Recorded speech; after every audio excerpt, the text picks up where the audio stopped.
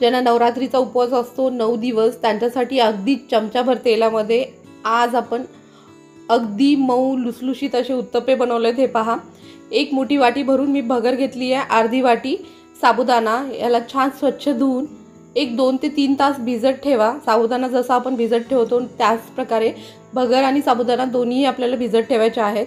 2-3 तासानंतर मिक्सरच्या भांड्यामध्ये मी आलं घेतलंय आणि हिरवी मिरची, जर तुम्ही आलं वापरत असाल तर आलं स्किप करू शकता। जिरे किंवा कोथिंबीर खाता असाल तर तुम्ही तेही टाकू शकता।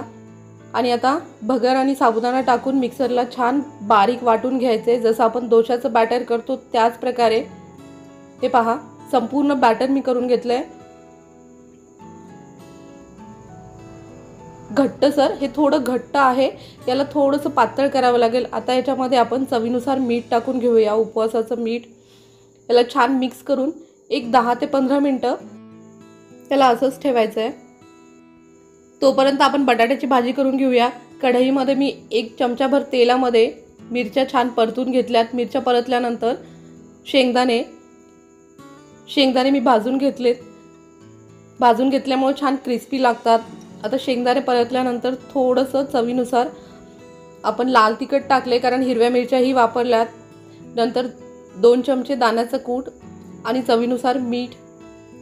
लाल तिखटाने रंग छान येतो, कारण आपण हळद वापरणार नाहीये। तुम्ही लाल मिरचीही वापरू शकता।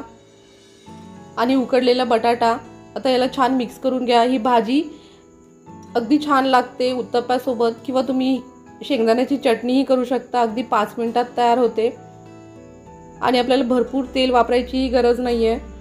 आता मी डोशाच्या तव्याला थोडंसं तेल लावून घेतलंय आणि छोटे छोटे उत्तप्पे तयार करून घेऊया। वरतून 1 चमचाभर तेल टाकून घेऊ।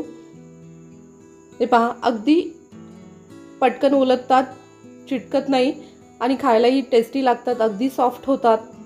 मस्त अशी जाळी पडली आहे। आपण इनो किंवा सोडा, दही न वापरताही मस्त जाळी पडते। दोन्ही साइडनी खमंग भाजून घ्या। उपवासाचा टेस्टी झटपट असा नाश्ता तयार आहे। आपण दुसराही उत्तप्पा तयार करून घेतलेला आहे। तुम्ही पाहू शकता, मस्त अशी जाळी पडलेली आहे। तुम्हाला माझा व्हिडिओ आवडला असेल तर चॅनलला लाईक, शेअर, सबस्क्राईब करायला विसरू नका। थँक्यू।